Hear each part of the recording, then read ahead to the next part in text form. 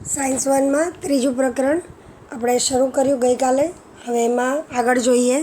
એમાં છેલ્લે આપણે પાના નંબર 32 પર રાસાયણિક સમીકરણનું લેખન એનો 5મો મુદ્દો જોતા હતા અને એનું એક ઉદાહરણ આપણે જોયું છેલ્લે કે વનસ્પતિ તેલ અને હાઇડ્રોજન વાયુ એ બેની વચ્ચે પ્રક્રિયા પણ કઈ રીતે, તો 60 ડિગ્રી સેલ્સિયસ ઉષ્ણતામાને અને નિકલ એ ઉદ્દીપક કે ઉત્પ્રેરકના સાનિધ્યમાં કરવામાં આવે ત્યારે વનસ્પતિ ઘી તૈયાર થાય છે.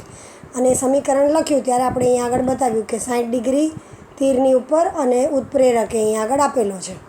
હવે એનાથી આગળ જઈએ હજી કે પ્રક્રિયકો અને ઉત્પાદિતો વિશેની વિશેષ માહિતી અથવા તેના નામ તેના સૂત્રોની નીચે લખી શકાય છે. જેમ કે તાંબાના જલદ નાઇટ એસિડ સાથે પ્રક્રિયા થતાં તાંબાનો લાલાશ પડતા રંગનો ઝેરી નાઇટ્રોજન ડાયોક્સાઇડ વાયુ તૈયાર થાય છે. જેમ કે જુઓ અહીંયા કોપર એટલે કે તાંબુ S વત્તા HNO3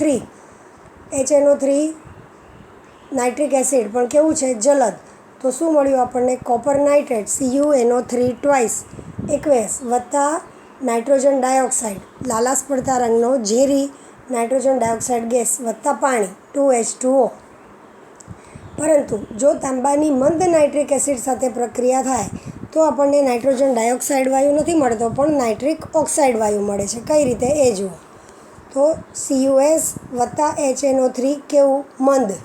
તો આપણને શું મળ્યું, CuNO3 ટ્વાઇસ. આ સંયોજન સેમ મળ્યું છે, કોપર નાઇટ્રેટ.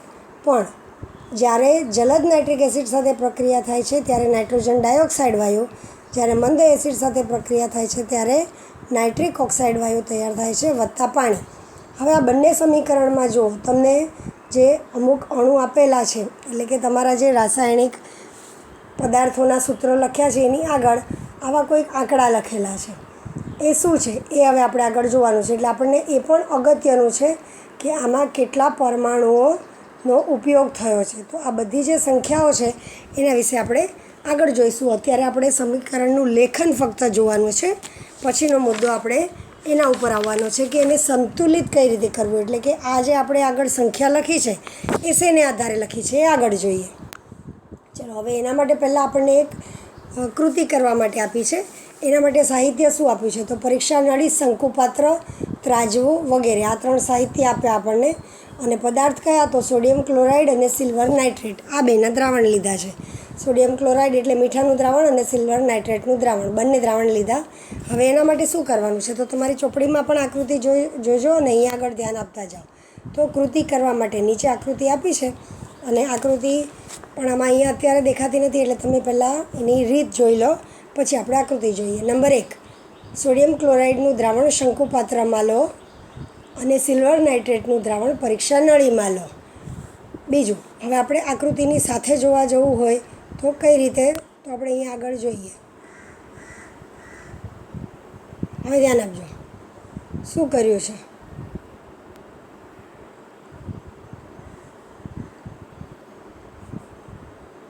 શંકુ આકારનું પાત્ર છે એમાં આપણે લીધું છે સોડિયમ ક્લોરાઇડ અને સિલ્વર નાઇટ્રેટનું પરીક્ષા નળીમાં. એટલે અંદર આપણે આ પરીક્ષા નળી મૂકી છે એમાં સિલ્વર નાઇટ્રેટ છે. જો અહીંયા લખેલું જ છે સોડિયમ ક્લોરાઇડનું દ્રાવણ આ શંકુ આકારના પાત્રમાં છે. આવી રીતે 2 અલગ અલગ લીધા. હવે નંબર 2માં શું કીધું છે, પરીક્ષા નળીને દોરીથી બાંધીને કાળજીપૂર્વક શંકુપાત્રમાં મૂકો. રબરનું બૂચ લગાવીને શંકુપાત્રને હવાચુસ્ત રીતે બંધ કરો. અહીંયા શું કર્યું છે, જુઓ, દોરી લઈ અને એને બાંધવાની છે ને પરીક્ષા નળીને એટલે કે આપણે આ ટેસ્ટ ટ્યુબને અને ટેસ્ટ ટ્યુબને શંકુપાત્રની અંદર ઉતારી દીધી છે. ત્રાંસી મૂકી છે જેથી બંને ભેગા ન થાય ને એની ઉપર આ બૂચ લગાવી દીધું છે જેથી હવા ચુસ્ત રહે.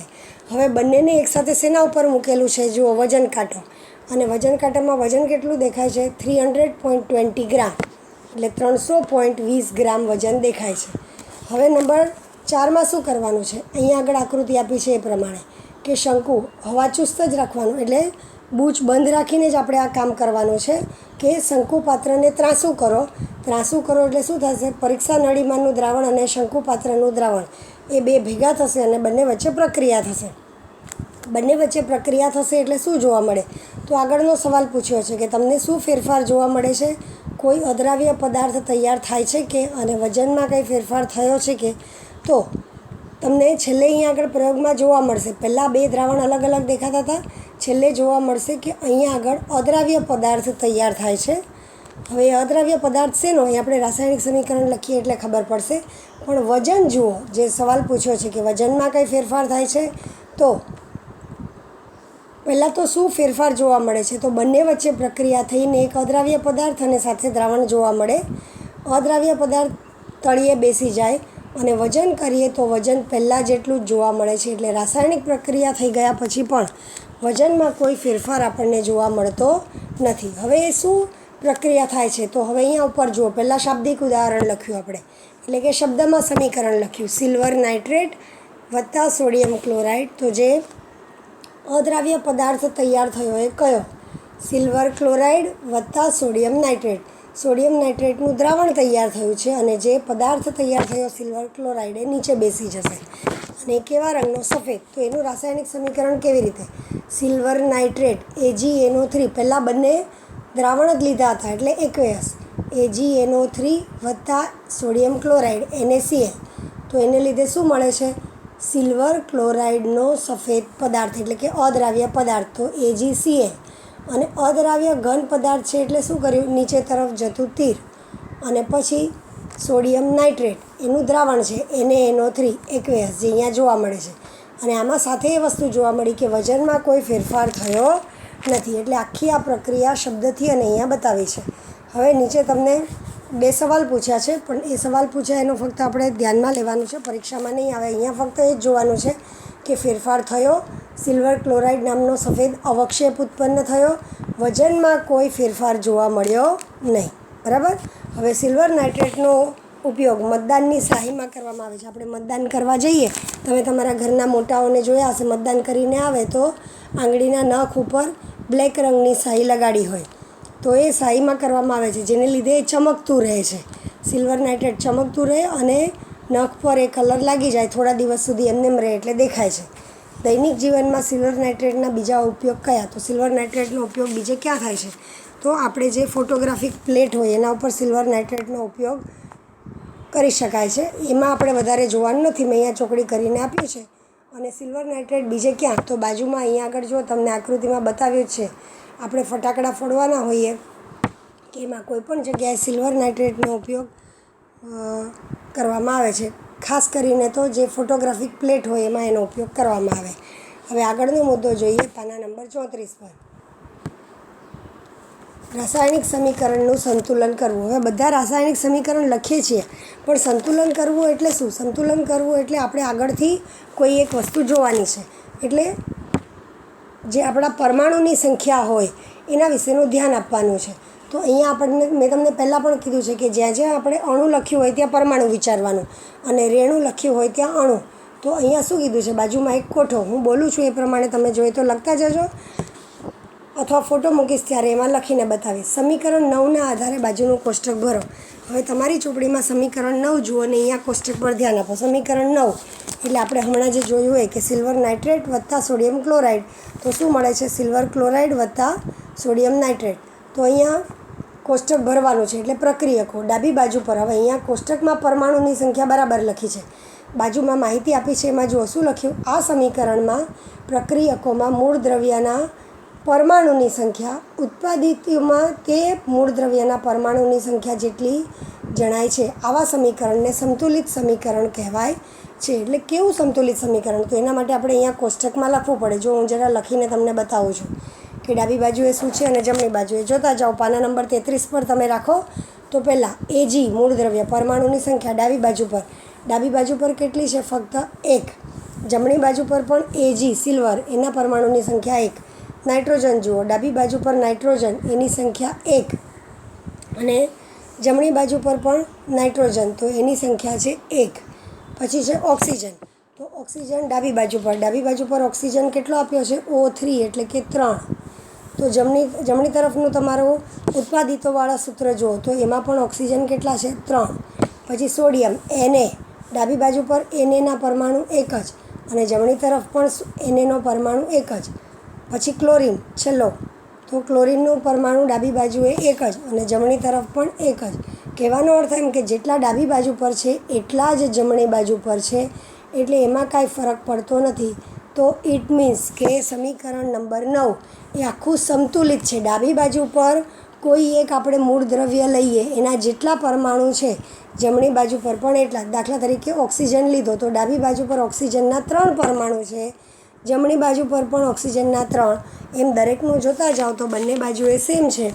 એટલે કે આ સમીકરણમાં પ્રક્રિયકોના મૂળ દ્રવ્યના પરમાણુની સંખ્યા, પ્રક્રિયકો એટલે ડાબી બાજુ, એમાં પરમાણુની સંખ્યા કોમાં ઉત્પાદિતોના મૂળ દ્રવ્યના પરમાણુની સંખ્યા જેટલી જ જણાય છે. અહીંયા પરમાણુ સંખ્યા બરાબર લખ્યું છે, અહીંયા અણુ લખ્યું છે, ત્યાં અણુ નહીં પરમાણુ આવશે. આવા સમીકરણને સંતુલિત સમીકરણ કહેવાય છે.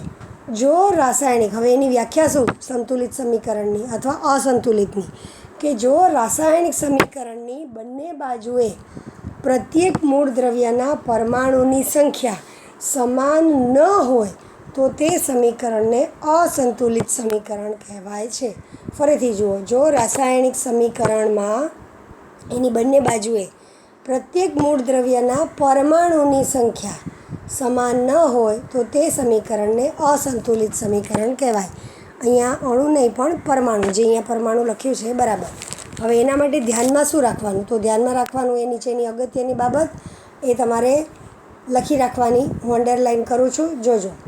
કોઈપણ પ્રક્રિયામાં ઉત્પાદિતોમાંના દરેક મૂળ દ્રવ્યનું કુલ દ્રવ્યમાન, હવે અહીંયા પરમાણુની સંખ્યા નહીં, દ્રવ્યમાનની વાત કરી, કે કોઈ એક પ્રક્રિયા થાય ત્યારે જે ઉત્પાદિત હોય એમાંના દરેક મૂળ દ્રવ્યનું કુલ દ્રવ્યમાન પ્રક્રિયકોમાંના તે મૂળ દ્રવ્યમાન જેટલું જ હોય છે. આને પાછલા ધોરણમાં એટલે કે 9મા ધોરણમાં તમે દ્રવ્યમાન અક્ષતાનો નિયમ શીખ્યા છો, એની સાથે સુસંગત છે. એટલે કે ઉત્પાદિતોમાં જે મૂળ દ્રવ્ય હોય એનું કુલ દ્રવ્યમાન કેટલું હોય છે, તો કે પ્રક્રિયક એટલે ડાબી બાજુએ મૂળ દ્રવ્ય જે લખ્યા છે એના દ્રવ્યમાન જેટલું. અને આપણે આગળ જોયું કે પહેલાં આપણે પ્રક્રિયકોનું જે 2 શંકુ અને કસનળીમાં આપણે જે પદાર્થો લીધા એનું દ્રવ્યમાન માપ્યું, અને પછી જે ઉત્પન્ન થયા એ શંકુનું દ્રવ્યમાન માપ્યું, તો બંને તરફનું દ્રવ્યમાન કેવું થયું, સેમ. એ વસ્તુ અહીંયા લખી છે. ઉત્પાદિત એના મૂળ દ્રવ્યનું કુલ દ્રવ્યમાન એ પ્રક્રિયકોમાંના મૂળ દ્રવ્યના કુલ દ્રવ્યમાન જેટલું જ હોય છે. એને દ્રવ્યમાન અક્ષયતાનો નિયમ કહેવાય છે. હવે આપણે સમીકરણને સંતુલિત કરવા હોય તો એના માટેના પગથિયા કયા કયા છે, તો એક એક ઉદાહરણ સાથે પગથિયા જોતા જઈએ અને સમજતા જઈએ. ઇઝી છે, ધ્યાનથી સમજી લેશો તો તમને આગળ વાંધો નહીં આવે. તો ચલો જોઈએ. રાસાયણિક સમીકરણનું સંતુલન પગથિયાવાર કરવામાં આવે છે અને એના માટે પ્રમાદ પદ્ધતિ, પ્રમાદ પદ્ધતિ એટલે પ્રયત્ન કરીને કરવામાં આવે.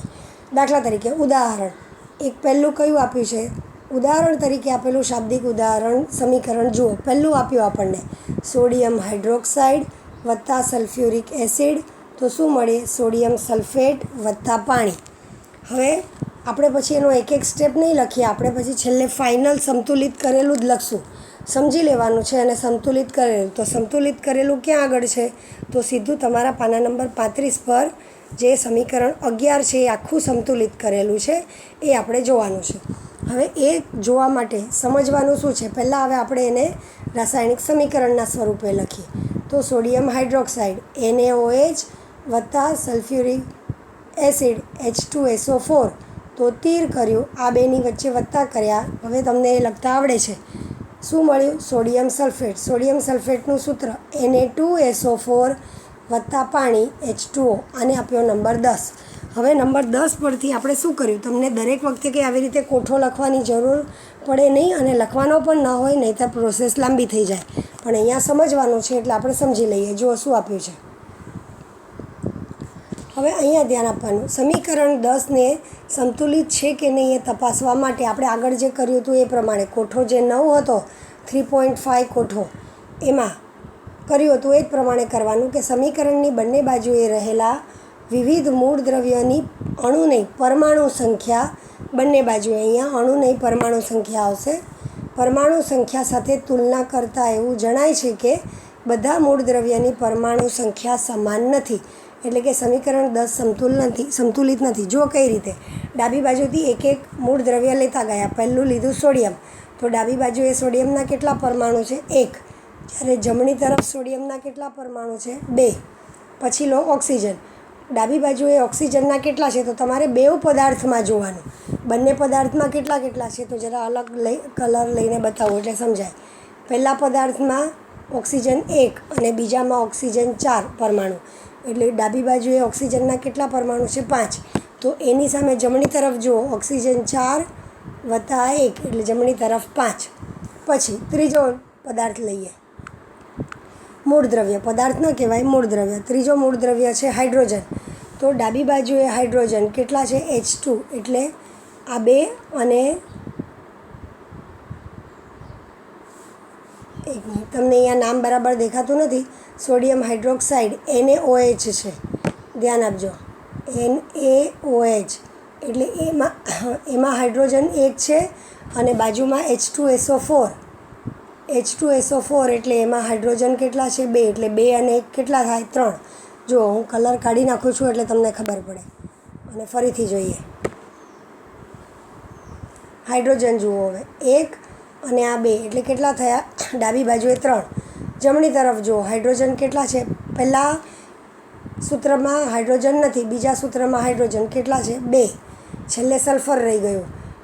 ડાબી બાજુએ સલ્ફર કેટલા છે, ફક્ત 1 જ એટલે 1. જમણી તરફ જુઓ સલ્ફર, તો બેઉ પદાર્થમાંથી સલ્ફર કેટલા, 1. હવે અહીંયા આગળ તમે ધ્યાન આપો, ઓક્સિજનના બંને બાજુ પર સેમ પરમાણુ છે અને સલ્ફરના સેમ પરમાણુ છે.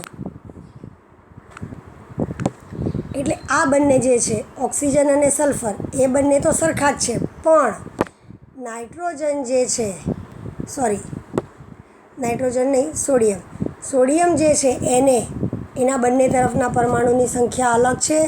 અને બીજો કયો મૂળ દ્રવ્ય છે, હાઇડ્રોજન, એના જે પરમાણુ છે એની સંખ્યા અલગ છે. એટલે એને આપણે સરખી કરવી પડશે. એટલે આ સમીકરણ સંતુલિત નથી. તો હવે આગળ જોઈએ કેવી રીતે. તો ત્રીજું પગથિયું. હવે ત્રીજા પગથિયામાં કોઈ પણ એક મૂળ દ્રવ્ય લેવાનો. કેવી રીતે લેવાનો, તો અહીંયા જે સમજાવ્યું છે એના પર ધ્યાન આપો. તો એ જે સમજાવ્યું છે એના પર ધ્યાન આપીને આપણે જોઈએ. જો શું કીધું, સમીકરણમાંના સંતુલનની શરૂઆત જે સંયોજનમાં વધારે અણુ નહીં પરમાણુ હોય તેનાથી કરવી સરળ રહે છે. એટલે જે સંયોજનમાં વધારે પરમાણુઓ હોય એમાં આપણે શરૂઆત કરવાની, સંતુલિત કરવાની. નહીંતર એકસાથે બેને સંતુલિત કરી શકાય નહીં. તથા સંયોજનના જે મૂળ દ્રવ્યના પરમાણુ બંને બાજુએ અસમાન હોય તે મૂળ દ્રવ્યનો પ્રથમ વિચાર કરવો સરળ રહે. એટલે કે પહેલાં આપણે એ જોવાનું કે સંયોજનમાં વધારે પરમાણુઓ કોના છે એનાથી શરૂઆત કરવાની. અને બીજું કે બંને બાજુએ જેના પરમાણુઓ અસમાન હોય એ મૂળ દ્રવ્યનો પહેલાં વિચાર કરવાનો. તો જેના અસમાન છે એ આપણે જોઈ ગયા કે એક તો આપણને મળ્યું, એમાં કયું મળ્યું અલગ છે, સોડિયમ, અને બીજું આપણને મળ્યું છે અલગ જે હોય એમાં હાઇડ્રોજન. તો બેમાંથી એકનો ઉપયોગ કરી શકીએ છીએ. તો એમાં વધુમાં વધુ કોના છે, તો ધ્યાન આપજો. પહેલાં તો કેટલા છે, સમીકરણ 10માં આ શું કહેવા માંગે છે, વધારે પરમાણુઓ કોના. તો અહીંયા જુઓ, Na2SO4 અને H2SO4 આમાંથી બંને સંયોજનમાં વધુમાં વધુ 7 ક્યાં આગળ છે. હવે અહીંયા જુઓ, સોડિયમના 2, સલ્ફરનો 1 અને ઓક્સિજનના 4 એટલે ટોટલ કેટલા પરમાણુ થયા, 7. અને H2SO4 તો હાઇડ્રોજનના 2, સલ્ફરનો 1, 2 ને 1 3 અને ઓક્સિજનના 4 એટલે બંનેમાં 7 છે. એટલે બંને પૈકી ગમે તે કોઈ પણ એકનો આપણે આખો સૂત્ર લઈ અને એને આધારે આપણે સમીકરણને સંતુલિત કરવાનો પ્રયત્ન કરીએ.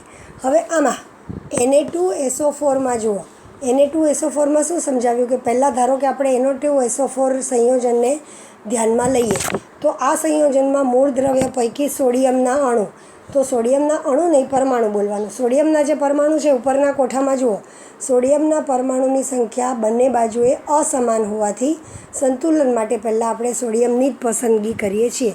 ડાબી બાજુ પર સોડિયમના કેટલા પરમાણુ છે, 1 જ. જ્યારે જમણી બાજુ પર કેટલા છે, 2. બરાબર. કેવી રીતે, જો અહીંયા નીચે સૂત્ર જુઓ એટલે સમજાશે. ડાબી બાજુ પર સોડિયમનો 1 છે અને જમણી બાજુ પર સોડિયમના 2 છે. એટલે પહેલાં આપણે સોડિયમના જ લઈએ. તો શરૂઆતમાં અહીંયા સોડિયમના પરમાણુની સંખ્યા, અણુની જગ્યાએ આપણે પરમાણુ વાંચવાનું, એનાથી ધ્યાનમાં રાખીએ. હવે ખાસ બાબત પહેલી એ જુઓ કે પરમાણુની સંખ્યાનું સંતુલન કરતી વખતે સંયોજનનું સૂત્ર આપણે બદલી શકતા નથી. સૂત્રમાં કોઈ ફેરફાર થાય નહીં. તો સોડિયમની સંખ્યા આપણે બદલવી હોય તો અહીંયા ધારો કે સોડિયમના પરમાણુની સંખ્યા 2 કરવા માટે આપણે NaOH જમણી તરફ Na2 છે તો ડાબી બાજુએ આપણે એને Na2OH એવું કરી શકીએ નહીં. Na2OH એવું કરી શકાય નહીં. સૂત્ર NaOH જ રહે, Na2OH કરાય નહીં. તો શરૂઆતમાં જુઓ, પહેલાં ઉપર આ કોઠો જુઓ. સોડિયમના પરમાણુની સંખ્યા પ્રક્રિયકોમાં એટલે ડાબી બાજુએ સોડિયમ કેટલો છે 1 અને જમણી બાજુએ આ ઉત્પાદિતોમાં કેટલા છે 2. તો આપણે શું કરવું પડે? સંતુલન કરતી વખતે જો સરખું કરવું હોય તો આપણે 1ને 2 વડે ગુણવું પડે ને આ 2 એમને. તો 2 વડે ક્યાં ગુણવાનું છે? પ્રક્રિયકોમાં, બરાબર. તો એને આપણે Na2OH ન કરી શકાય, પણ આગળ લખવું પડે એના માટે. એટલે Na2OH કરવાને બદલે NaOHને 2 સહગુણક લગાડવો પડશે, એટલે કે આગળ ગુણવું પડશે. તો હવે આપણે નંબર 10નું સમીકરણ અહીંયા લખીએ. તો જુઓ, નંબર 10નું સમીકરણ કઈ રીતે, હવે એને ઝૂમ કરીને એકદમ બતાવું એટલે તમને ખ્યાલ આવે કેવી રીતે લખ્યું. જુઓ, પહેલાં સમીકરણ જોઈ લો, NaOH વત્તા H2SO4, તો Na2SO4 વત્તા H2O, અને હવે અહીંયા આગળના 2 છે એને સરખા કરવા તમને કીધું એમ Na2OH એવું લખાય નહીં. એટલે અહીંયા આપણે આગળ લખ્યો 2. હવે ધ્યાન આપજો, એટલે સમીકરણ આપણને આ મળ્યું. હવે આ સમીકરણ સંતુલિત છે કે નહીં એ જુઓ. તો હવે એમાં આપણે સોડિયમને તો જોઈ લીધું, પણ NaOHની આગળ 2 લગાડ્યો એટલે બીજા 2માં ફરક પડ્યો. હવે શેમાં ફરક પડ્યો? તો ફરીથી કોઠો જુઓ. તો હવે તમારી ચોપડીમાં પાના નંબર 35 જુઓ. પાના નંબર 35 પર ઉપરનો સૌથી કોઠો, અને એ કોઠામાં કયા લખ્યા છે હું નીચે લખીને બતાવું એટલે તમને ખબર પડે. આપણા મૂળ દ્રવ્ય કયા છે એ જુઓ, Na, પછી O, પછી H અને S, આ 4 છે, બરાબર. અને એમાં પ્રક્રિયક અને ઉત્પાદિત એટલે આપણે 2 કોઠામાં અલગ અલગ કરવાનું છે, 2 રીતે. તો બંનેના ડબલમાં આપણે જોઈએ કઈ રીતે થાય છે.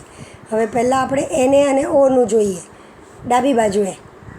હવે સોડિયમ ડાબી બાજુએ અહીંયા કેટલા થઈ ગયા? 2 આગળ વડે ગુણ્યા છે એટલે 2, અને જમણી તરફ પણ 2 છે એટલે આ ડાબી બાજુ એટલે આ પ્રક્રિયકો અને આ ઉત્પાદિતોનું. હવે ઓક્સિજન જુઓ, ઓક્સિજન ડાબી બાજુએ કેટલા થયા? હવે અહીંયા 2 વડે ગુણ્યું એટલે જેમ આપણે ગણિતમાં કેમ આગળ 2 વડે ગુણીએ તો બધા સાથે ગુણાકાર થાય બ્રેકેટની બહાર, તો અહીંયા પણ 2 NaOH એટલે બધા આગળ 2. તો Na2 થઈ ગયા, તો O પણ કેટલા થઈ ગયા? 2. તો આ 2 અને અહીંયા આગળ O કેટલા છે? 4. તો ટોટલ O થઈ ગયા 6. હવે જમણી તરફ જુઓ, O કેટલા છે? જમણી તરફ જુઓ તો અહીંયા આગળ O 4 અને અહીંયા H2Oમાં 1 જ છે એટલે ટોટલ કેટલા થયા? 5. એટલે પહેલાં ડાબી બાજુએ O કેટલા 6 હતા એની બાજુ, અને એને લીધે જમણી તરફ થયા કેટલા થઈ ગયા? 4 અને 1 5, સોરી 5 થયા છે.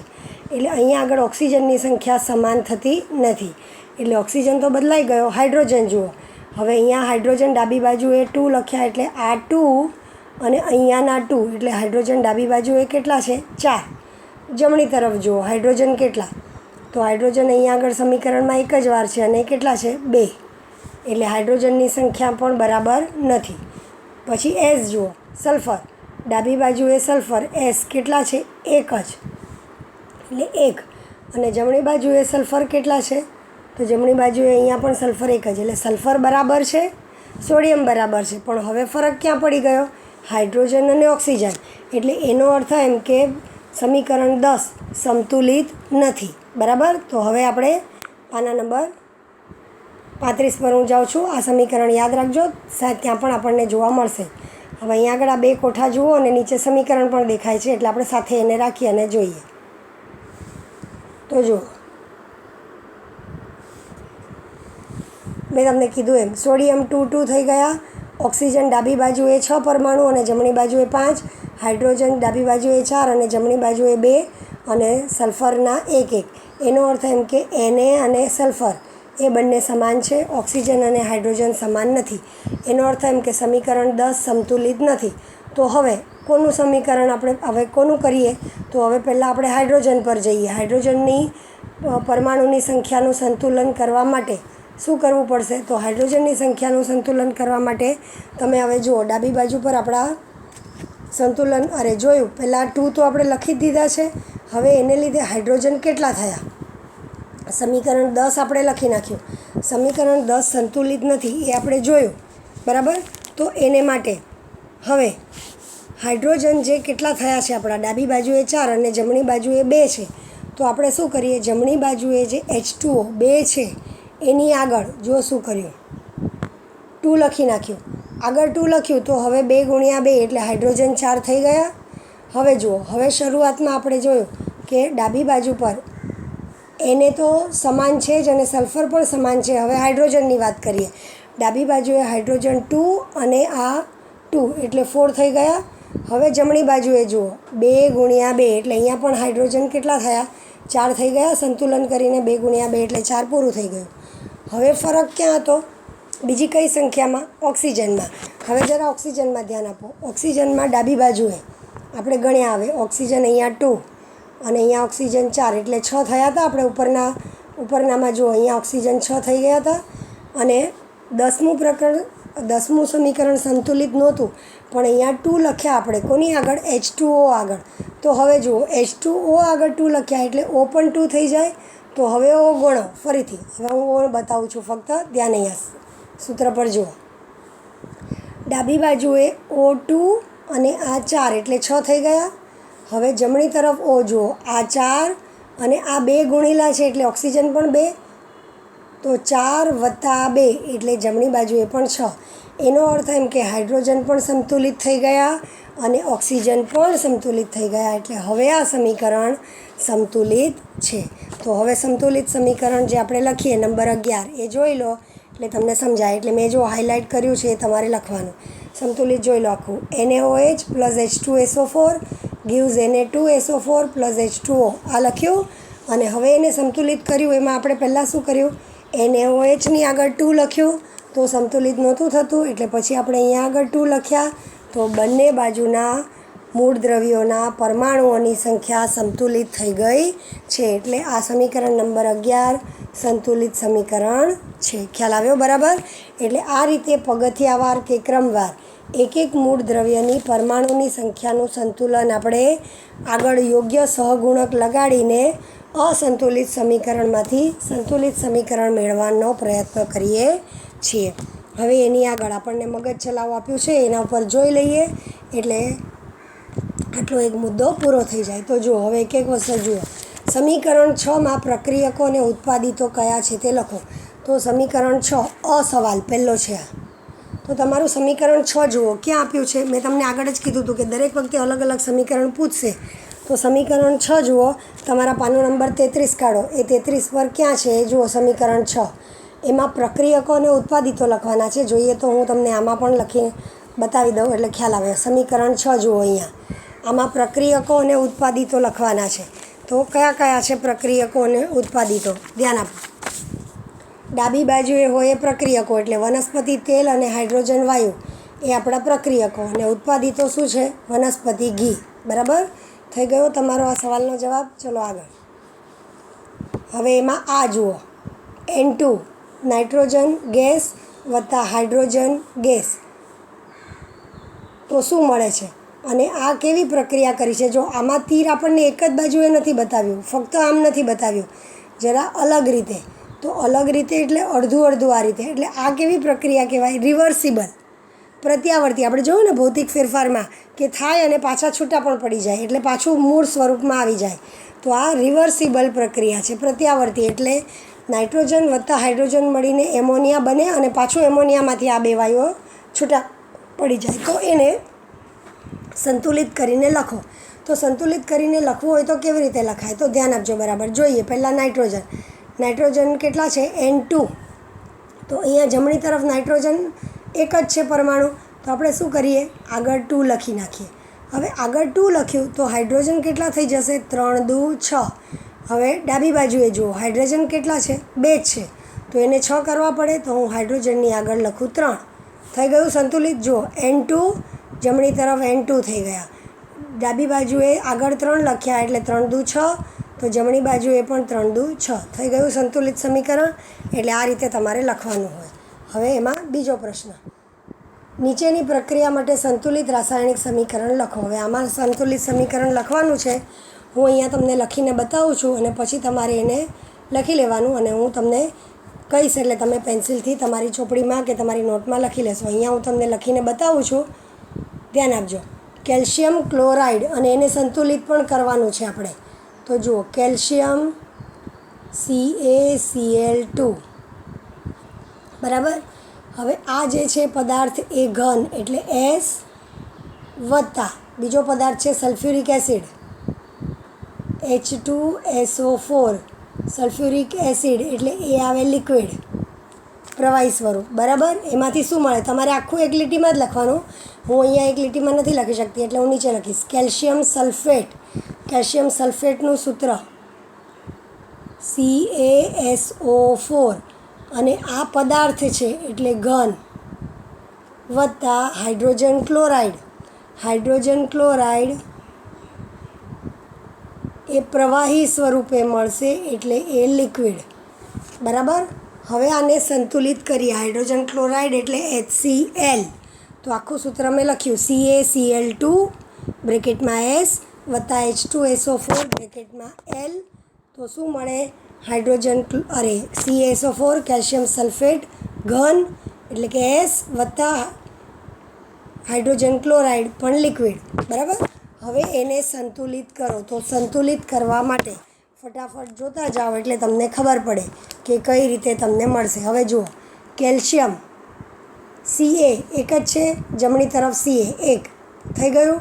ક્લોરિન જુઓ, ડાબી બાજુએ કેટલા છે? 2. જમણી તરફ બંને સૂત્રમાં ક્લોરિન એક જ વાર છે અને ક્લોરિન કેટલી વાર છે? એક જ વાર. એટલે આપણે એને સંતુલિત કરવા માટે લખ્યા 2. હવે અહીંયા 2 લખ્યા તો હાઇડ્રોજન પણ 2 થઈ ગયા. તો હવે ડાબી બાજુ પર જુઓ, આ તો સૂત્ર થઈ ગયું પૂરું. હવે હાઇડ્રોજન અહીંયા 2 છે અને અહીંયા 2 હાઇડ્રોજન થઈ ગયું.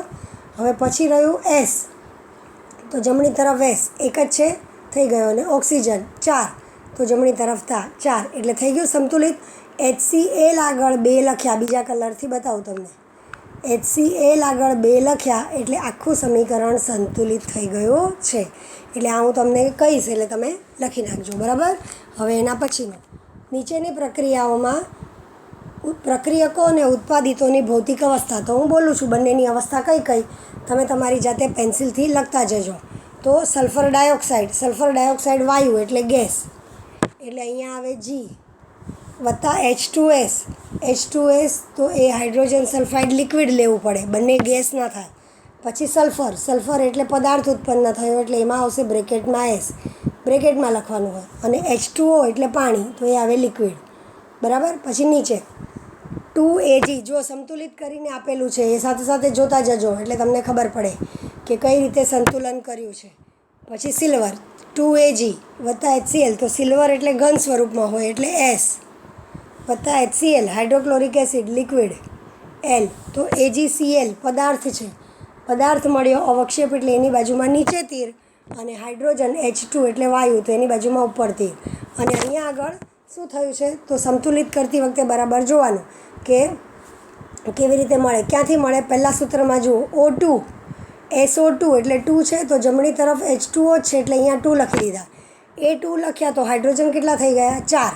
હાઇડ્રોજન 4 થયા તો ડાબી બાજુએ અહીંયા H2 આગળ 2 લખવા પડે તો હાઇડ્રોજન 4 થઈ જાય.